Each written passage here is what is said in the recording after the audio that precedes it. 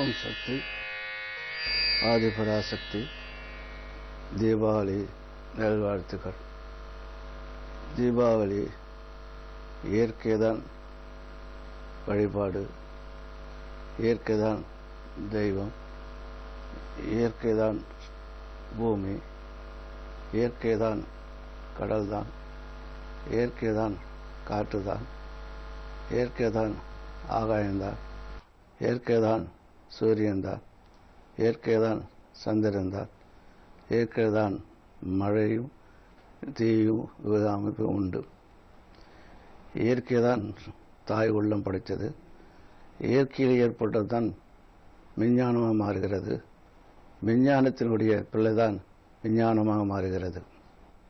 விஞ்ஞானத்தில் ஏற்படும்போது கூட இயற்கையில் எந்த சம்பந்தமும் கிடையாது. மழையால் தான் மின்சாரத்தை தயார் பண்ணுகிறார். சூரிய ஒளியில் தான் வெப்பச்சலனம் இருக்குது. இப்போ தான் சொல்லுவாங்களே, இது சொல்லுவாங்க சேட்டலைட்னு சொல்லிட்டு, அதன் மூலியமாக தான் ஏற்படுறது. தாய் இல்லைன்னா பிள்ளை கிடையாது. பிள்ளையின் உழைப்பாலும் நல்ல முறை ஏற்கப்படுவது. இயற்கை வளங்கள் நல்ல வளரும்போது தான் நல்ல அமைதியும் நிம்மதி இருக்கும். இந்த தீபத்தை ஏற்றுவதென்றால் அதுக்கு ஒரு தர்மம் தேவை. ஒரு வத்துப்பட்டி ஒன்று, ஒரு அது அதில் இருக்கிற குச்சி எடுத்து அது ஒன்றோடு தேய்க்கும் போது ஒளி உண்டாகிறது. ஒளி உண்டவுன்னு தீபத்தை ஏற்றும் போது இருள் நீங்கிறது. அது இருள் தான் வெளிச்சமாக தெரிகிறது.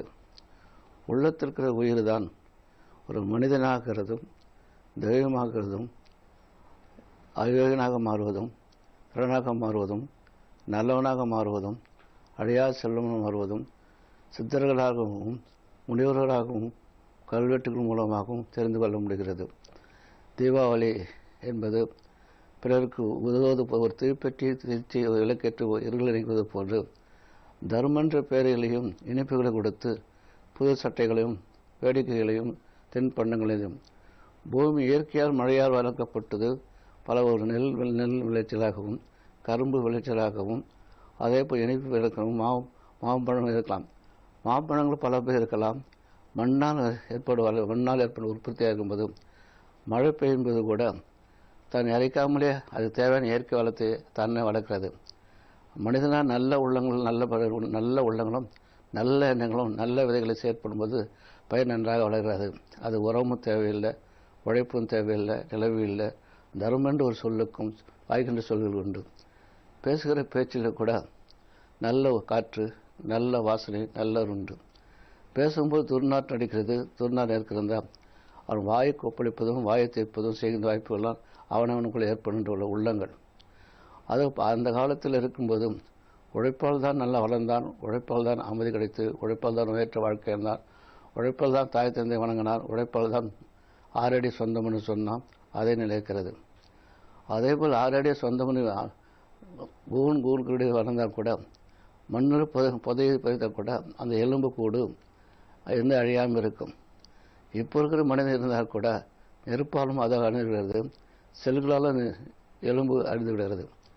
தீபாவளி என்பது வீடு பூசுவது, அலங்காரம் பண்ணுவது, தெய்வத்தை வணங்குவது, புத்தாடை வணங்குவது, சில கோயில்களில் செல்வது, சில ஊர்களில் செல்வது, உற்ற உறவுகளுக்கு போக வேண்டியது, செய்வது, அனைத்து உறவுகள் மறையாமல் இருப்பது உண்டு. ஊறுக்காய் போன்று பழசோத்துக்கு ஊறுக்காய் எப்படி இருக்குமோ அது உறவுகள் நமக்கு தேவைதான். உண்பதுக்கும் உணவுக்கும் பேச்சுக்கும் ஆற்றலுக்கும் அல்ல, தர்மத்துக்கும் அழைப்புக்கும் அன்புக்கும் தான் அனுப்பி உண்டு. தின்பம் ஒரே நிலத்தில் இருந்து வேறுதான் நெல். அது நெல் அது எடுக்கும்போது நெல் இதிலிருந்து அரிசி ஆகும்போது அது அரிசாக ஆகும்போது அது முறுக்காக மாறுகிறது, இனிப்பாக மாறுகிறது, அதிர்ஷ்டமாக மாறுகிறது. கரும்பு அது உற்பத்தியாக வருகிறது. அது எண்ணெயாக மாறுகிறது, கடல் எண்ணெயாக மாறுகிறது, நூலாக இருக்கிறது. இவை அனைத்தும் ஆகாயத்திலிருந்து வருவது கிடையாது, பூமியிலிருந்து வருவது உண்டு. மனிதனாக இருக்கும்போதும் மனிதனும் மிருகமும் ஒன்றுதான், மிருகமும் மனிதனும் ஒன்றுதான். அதாவது இனத்தில் ஒன்று இருக்கிறது. அதுபோல் மனிதனுடைய குணங்களும் மனிதனுடைய உள்ளத்திலும் 5 பூதங்களும் பஞ்ச பாதங்களும் 5 எண்ணங்களும் இருக்கிறது. இயற்கை உடையத்தில் பார், விஞ்ஞானத்தை கண்டுபிடிச்சால் அது கண்டுபிடிச்சிருந்தான். ஒரு எரிமலை அடிக்கடி வருகிறது, அதை சாந்தம் செய்ய முடியல. புயல் வீசுகிறது, புயல் சாந்தம் செய்ய முடியல. கடல் உள்வாங்கிறது, சாந்தம் முடியல. அது அழிக்கிறது என்ன தெய்வன்றோ மனிதன் இருக்கும். புறாக்களுக்கும் ஓடுவதும் இருக்கும் எந்தவித பாவப்பாடு கிடையாது, எந்தவித எண்ணம் கிடையாது. கூட்டமாக வாழ்ந்து கூட்டமாக வாழ்கிறது, கோட்டு செயல்படுகிறது. மனிதனுக்கு தான் உள்ளமும் தாழ்வு இருக்குது. ஆண் பெண் ஒரே இனம்தான் உண்டு தேவை. படித்தவன் படிக்காதவன், படிக்காதவன் மேதையாகிறான், படித்தவன் படியாளிக்கத்தையாக இருக்கிறான். உள்ளன்பு என்பது மனப்பூர்வமான ஆசையோடு அன்போடு இருக்கும்போது செவிகளும் பார்வைகளும் உள்ளங்களும் பேச்சுகளையும் நடைமுறை பாவத்தைகளையும் சேர்ப்பது. கொடுப்பது போல் கொடுத்து வாங்குவது போல் வாங்குவது, அடி போல் அடித்து அழுவது போல் இல்லாமல் உள்ள தெளிவாகவும் மன தெளிவாகவும் இருக்கணும். குழந்தையார் இருக்கும்போது அந்த குழந்தை தாய் எந்த தாய் பெற்றெடுத்தால் அந்த இது நினைக்கும்போது அந்த குழந்தை மற்ற தாய் தொடும்போது அந்த உணர்வு தெரிகிறது. அது உணர்வு எப்படி தெரிகிறது? உள்ளொரு உயிருக்கு அது தெய்வமாக இருக்கிறது. மற்றவர் தொடும்போது அழுகிறது, தாய் தொடும்போது சிரிக்கிறது. அதே போல் உள்ளங்கள் தர்மம் செய்யும்போது தான் அன்பு பண்பு பாசம் வளர்கிறது. அன்பு பண்பு பாசம் தவிர ஆசை வளரக்கூடாது. அதோ பண்டங்கள் ஏற்கம் செய்யும்போது இந்த பண்டம் சாப்பிடலாம், அந்த பண்டம் சாப்பிடலாம், இந்த பண்டம் சாப்பிடலாம், அந்த பண்டம் சாப்பிடலாம். உழைப்புகள் இருக்கும்போதெல்லாம் எந்த பண்டம் சாப்பிட்டாலும் நம்ம இணைப்பு நோய் வருவது கிடையாது, ஆற்றாற்ற வருவது கிடையாது. மன திருப்தியாக உழைப்போம், மன திருப்தியாக செய்வோம். அனைத்தும் வேறு ஜலம் உழுது பயிர் செய்யும்போது கூட அனைத்துக்கு நடப்பயணம் உண்டு, மாட்டுக்கு நடப்பயணம் உண்டு, கருத்து நிலை உண்டு, புத்தாடை உண்டு, நிலை உண்டு. கடைசியில் வெடிப்பு இல்லாமல் உள்ளம் தெளிவில்லாமலோ கருத்துக்கள் புரிந்து கொள்ளாமல் இருப்பதற்கும் படாசுன்னு சொல்லுவாங்க. படாசு பட்டம் இருந்தாலும் படாசு போன்று இருப்பது அது இல்லாமல் ஒரு வெடி சத்தம் இல்லாமலே எதுக்கு அந்த வெடி சத்தம் அரக்கன் கொண்டதாக அதக்கன் கொண்டதாக இருக்கும்ல. இப்போல்லாம் அரக்கன் கொண்டு வந்து நம்மளாம் அரக்கனாக மாறிக்கொண்டு இருக்கிறோம், குண்டாக மாறிக்கொண்டு இருக்கிறோம், துப்பாக்கி மாறிக்கொண்டோம், எல்லை விட்டு எல்லை வருகின்றோம். அவர்களாக இருக்கிறான் நம்ம அறக்கிறான் என்ற எந்தவித பாதுகாப்போடு இருந்தால் கூட உயிர் பாதுகாப்பு தான் நமக்கு தேவை. இப்பக்கம் காற்று வீசு, இந்த பக்கம் காற்று வீசு, இந்த காத்திரம் இந்த திசை இந்த பருவத்திலிருந்து அந்த மழை பெய்யும், இந்த பருவத்திலிருந்து அந்த மழை பெய்யும், இந்த பருவத்திலும் வெப்பசனம்னு சொல்லுவான்னு ஆரம்பத்தில் கோடை மழை சொல்லுவாங்க, கோடை நேரம் அது இருக்க அப்பொழுது கோடை மழை சொல்லுவோம். தென்மேற்கும் பருவம் வடகிழக்கும் பருவம் என்கிறோம். எந்த பக்கம் பார்த்தாலும் 4 திசையிலும் பெய்கிறது செய்கிறது. ஆற்று அல்லது அமைதியாக இருக்கும்போது போனதோ பொற்காலம் வரும், வம்பு காலம் பொல்லாத காலம் வம்பு ஏற்படுகிறது. ஜனத்தொகை 4 3 பாகம் 4 அரை பாகம் குறைஞ்சி வருகிறோம் என்று சுயநலம் அதிகம் வளர்ந்திருக்கும்போது துப்பாக்கி சூடு வளர்ந்து இருக்கிறது. சுயநலம் வளரும்போது துப்பாக்கி வளர்ந்து கொண்டு இருக்கிறது, குண்டு வளர்ந்து இருக்கிறது. மண்ணுக்கு பொண்ணுக்கும் அந்த காலத்து ராமாயணத்தை ஏற்படுறாங்க. மண்ணுக்கும் பொண்ணுக்கும் பெண்ணுக்கும் ஏற்படுவது இப்போ அதுக்கு அந்த ராமாயணத்தை பற்றி நடைமுறை என்ன இருக்கிறது. கதை எழுதுகிறவரும் பேசுகிறவரும் பாதி பேசிட்டு இருக்கும்போது மக்களை தெரிக்க வைக்கணும், சிரிப்பு புரிய வைக்கணும், தெரிஞ்சணும்.